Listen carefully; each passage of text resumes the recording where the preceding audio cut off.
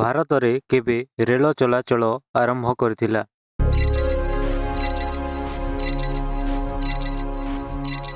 ଭାରତରେ 1853 ମସିହାରେ ରେଳ ଚଳାଚଳ ଆରମ୍ଭ କରିଥିଲା।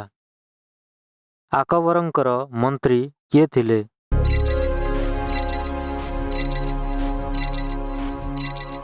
ଆକବରଙ୍କର ମନ୍ତ୍ରୀ ବୀରବଲ।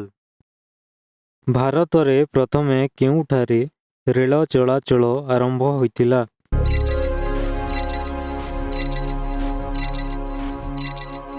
ଭାରତରେ ପ୍ରଥମେ ବମ୍ବେଠାରୁ ଥାନେ ପର୍ଯ୍ୟନ୍ତ 22 ମାଇଲ ରେଳ ଚାଲିଥିଲା। ମହାବୀର ବର୍ଦ୍ଧମାନ କେଉଁଠାରେ ଦେହତ୍ୟାଗ କରିଥିଲେ?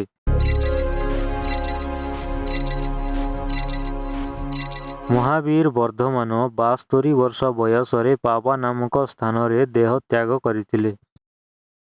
ଗୁପ୍ତ ବଂଶର ପ୍ରଥମ ରାଜା କିଏ ଥିଲେ?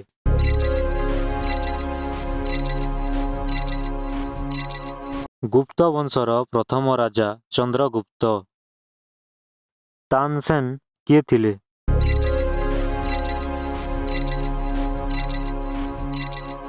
ଆକବରଙ୍କ ଦରବାରରେ ଥିବା ସଙ୍ଗୀତଜ୍ଞ ହେଉଛନ୍ତି ତାନସେନ। ବାବରି ମସଜିଦ କେବେ ଭଙ୍ଗା ଯାଇଥିଲା?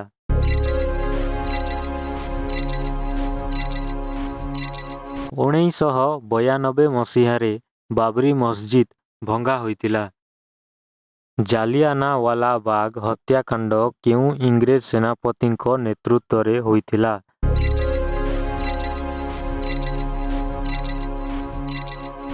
ଜାଲିଆନାୱାଲାବାଗ ହତ୍ୟାକାଣ୍ଡ ଜେନେରାଲ ଡାୟାରଙ୍କ ନେତୃତ୍ୱରେ ହୋଇଥିଲା। ନାନକଙ୍କ ପିତାଙ୍କ ନାମ କ'ଣ ଥିଲା?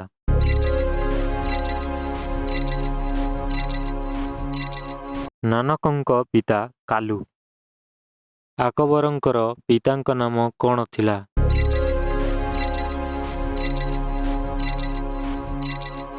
ଆକବରଙ୍କ ପିତାଙ୍କ ନାମ ଥିଲା ହୁମାୟୁନ।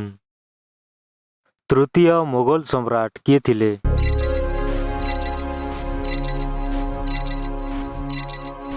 ତୃତୀୟ ମୋଗଲ ସମ୍ରାଟ ଥିଲେ ଆକବର।